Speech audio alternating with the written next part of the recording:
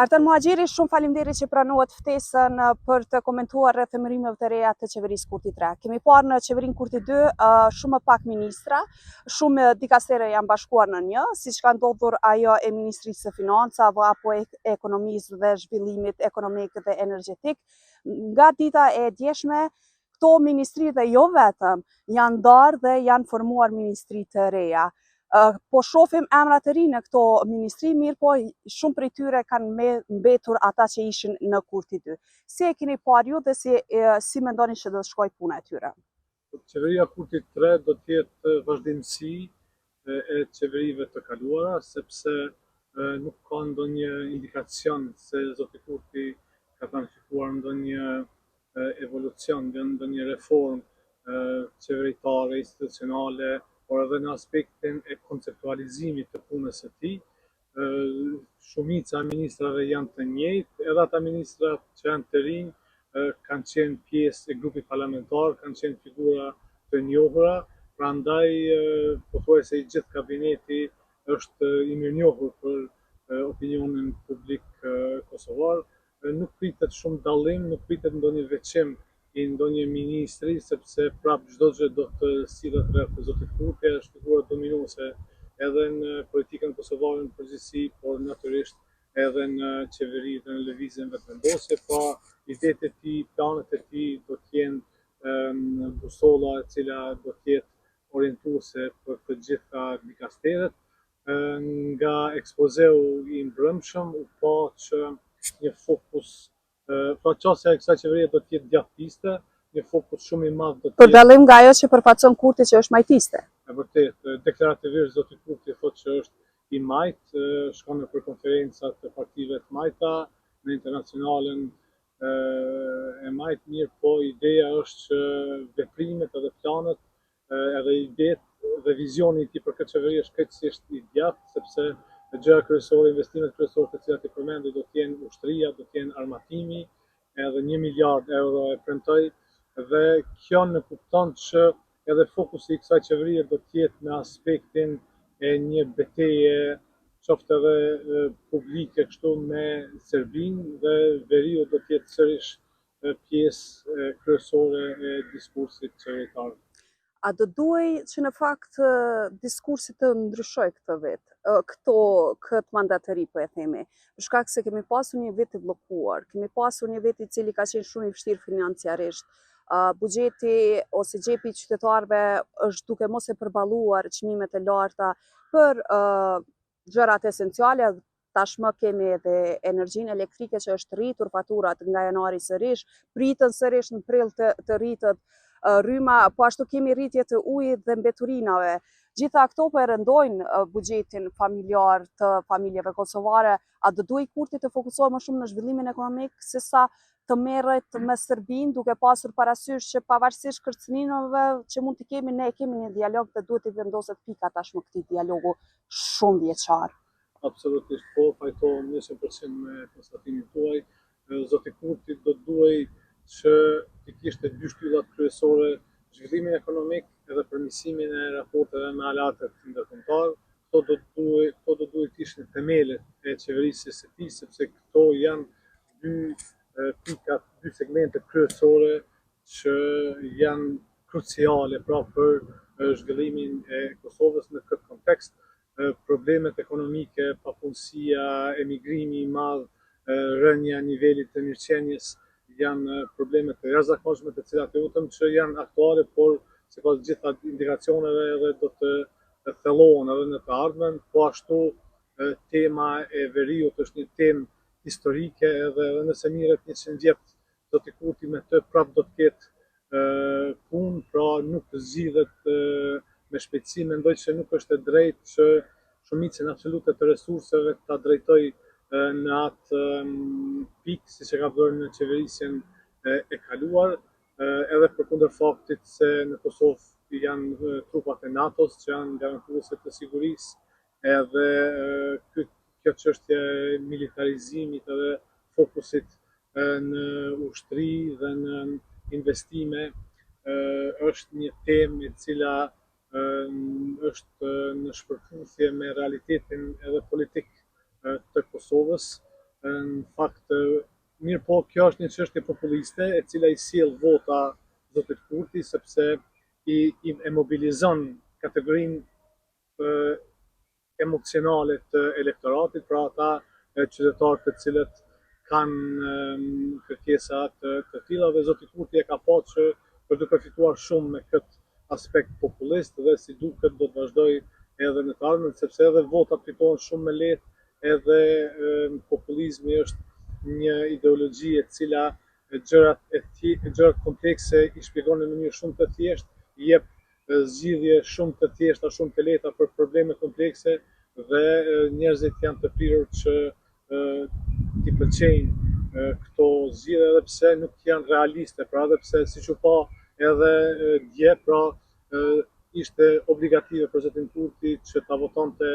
kandidatin e listës serbe, të cilën e ka quajtur parti kriminale me Po, si e shihni këtë? terroriste. Ne një vit e humbëm. Viti 2025 ishte i humbur ekonomikisht, në arsim, në shëndetësi, gjithë në jetën e qytetarëve stopoi deri diku. Kurse pikërisht për çështjen e emërimit të nënkryetarit të kuvendit që vinte nga lista serbe nuk pranuan, kurse dje e pranuan këtë fakt në arsyetimin e vendimit të gjykatës kushtetuese. A është kjo një kartë e vazhdueshme e Kurtit që po e përdor dhe po manipulon qytetarët e që e ka bërë në të kaluarën?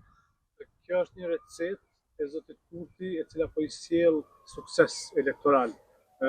Jo sukses të shtetit të Kosovës, të institucioneve të Kosovës, jo zhvillim ekonomik, mirë po sukses elektoral, sepse e ka gjetë një kod me të cilin po depërton në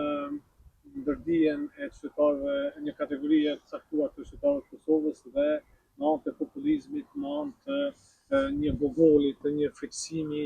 me një rikthim eventual të Serbisë, po përfiton shumë. Ç'është kjo me listën serbe ishte një skenar hipokrit sepse rregulloria e kuvendit të Kosovës, të cilën e ka miratuar lëvizja vendosje në vitin 2022, thotë që nënkryetari i takon domosdoshmërisht grupit më të madh parlamentar dhe zoti Kurti dhe vendosja e dinin këtë, mirë po e bën një betejë populiste,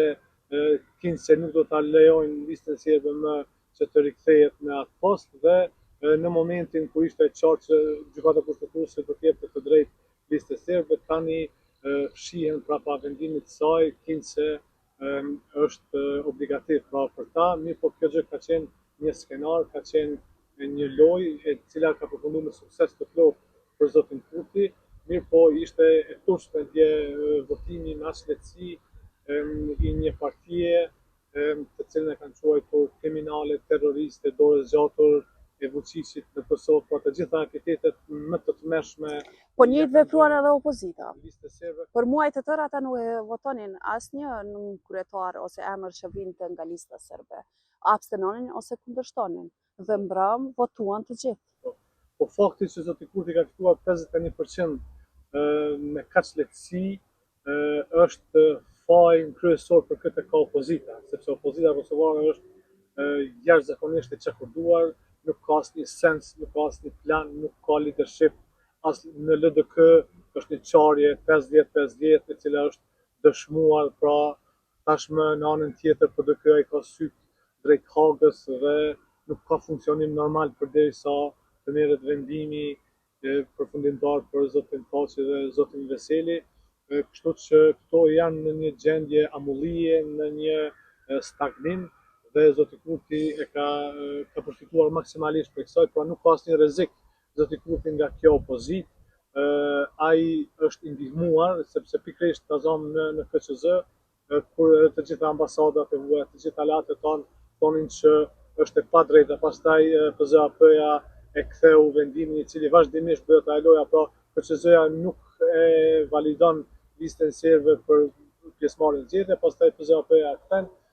Mirë po opozita ra në grackën e Kurtit, ra në grackën e vetëvendosjes dhe duke u fiksuar se do të humbë elektorat populist i cili edhe ashtu nuk i takon asaj, sepse elektoratin populist e ka zoti Kurti, i ndihmuan atij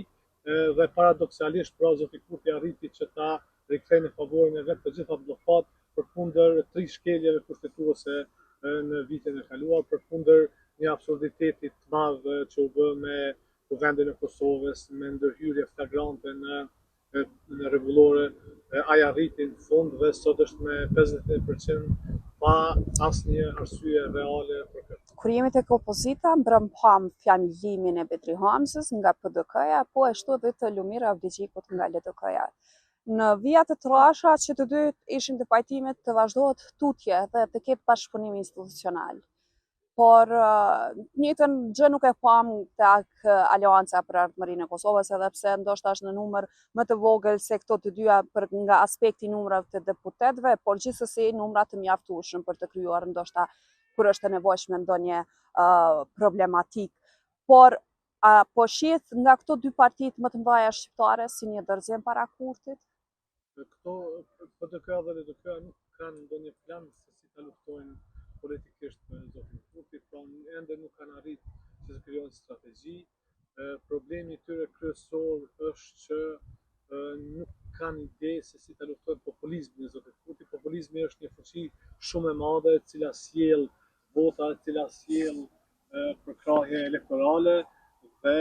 këto dy parti janë disa hapa prapa zotit Kurti, prapa planeve të tij, prapa skenarëve të tij dhe vazhdimisht janë të rënë në grackën e tij politike. Fjalimet ishin shumë të zbehta, nuk është koha pra që këto dy parti të dorëzohen, pasi tash e kanë një momentum ku sipas gjitha kriterëve do duhet që të punonin fort në rimëkëmbje, sepse nëse vazhdojnë me këtë inercion, dallimi mes tyre dhe zotit Kurti do të rritet edhe më shumë dhe kjo do të ishte katastrofale për to. Mirë po, po e them që nuk kanë ide, nuk kanë resurse njerëzore, jo vetëm që As LDK-ja? as LDK-ja ka probleme të mëdha të brendshme, u pa edhe në votimin për zotin Avdiqiku që ishte 55 me 45, pra ishte pothuajse një ndarje e barabartë dhe zoti Avdiqiku ka shumë probleme pas disfatës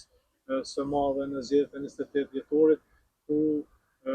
tentoi që t'i bishnoj edhe përgjegjësisë, e cila sipas gjitha rregullave normale, morale, politike, do duhet përfundonte me dorëheqje. Mirë po ka dhe grupacione të ndryshme, ka fraksione brenda LDK-s dhe kjo ka mundëson një stabilizim në betejën politike ndaj zotit Kurti dhe televizion. Në fillim të bisedës tonë, prek një çështje rreth aleatëve të Kosovës, e që kemi parë që në mandatin e shkuar të Kurtit kemi pasur sanksione. Deri para 2 muajve ne ishim në sanksionet e Bashkimit Evropian për shkak të 2023-s, zhvillimeve që ndodhen në Banjsk, gjitha këto, përkundër që ne nuk ishim agresorit dhe ata që filluan sulmet ishim në mbrojtje, gjithsesi ne u sankcionuam jo Serbia. Por kemi parë edhe një qëndrim të ashpër të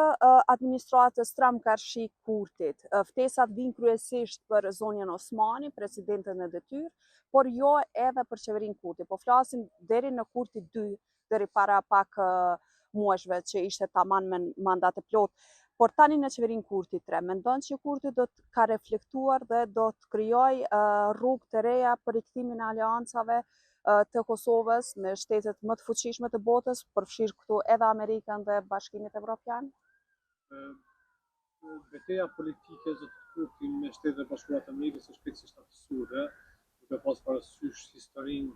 e re të Kosovës, rolin që ka pas Shtetet e Bashkuara të Amerikës në çlimin e Kosovës, në krimin e Shtetit të Kosovës. Pra Kosova është një borxhli e përjetshme ndaj kontributit amerikan, ndaj ndihmës amerikane në shtrim dhe në shtetësi, por po ashtu edhe si vend shumë i vogël, si vend shumë i pa zhvilluar ekonomikisht, ushtarakisht dhe në gjitha sferat tjera, pra Kosova ka obligative të detyrueshme, të patjetër që ta ketë një aleancë me një vend të fuqishëm nëse dëshiron që të shkojë përpara, që të avancojë përpara. Dhe nuk ka aleat më të mirë se sa superfuqia vetëm e Shtetet e Bashkuara të Amerikës. Por zoti Kurti këtë betejë ka edhe ideologjike, e ka shpesh edhe e ka personalizuar dhe dëshiron që ta krijojë një imazh të një lideri rajonal të hyrë në një betejë me Shtetet e Bashkuara të Amerikës, por edhe me vendet fuqishme të BE-s. Ky skenar është i destinuar që të dështoj, sepse nuk ka asnjë gjallës që të ketë sukses. Fakt, çështja kryesore është çështja e dialogut dhe pa vazhduar në dialog, pa qenë kontribut dhënës në dialog, edhe Shtetet e Bashkuara të Amerikës, edhe BE-ja nuk do t'i përmirësojnë raportet me zotin Putin. Kjo nuk kupton izolim të mëtejshëm, sepse aktualisht ekziston një lloj izolimi. Në anën tjetër, presidenti Osmani është parë si një lloj baraspeshe e këtij izolimi, pra sepse në politikën e jashtme zakonisht ekziston një lloj imazhi i përgjithshëm, edhe presidentja mund ta luajë një rol të rëndësishëm gjithashtu, edhe çështja është se presidenti Osmani ka raporte të shkëlqyera me administratën amerikane dhe deri diku është neutralizuar ky izolimi i zotit Kurti, por tash priten edhe ka indikacione që edhe administrata amerikane do të insistojë shumë në çështjen e dialogut, në përfundimin, në arritjen e marrëveshje finale me Serbinë dhe nëse zoti Kurti vazhdon me këtë forcë dhe nuk bën kompromise reale, normale, do të jetë shumë negative edhe për të, edhe për Kosovën. Pra, zoti Kurti ka obligative që të gjejë forcë brenda vetes, të tejkaloj këto blokada ideologjike që i ka dhe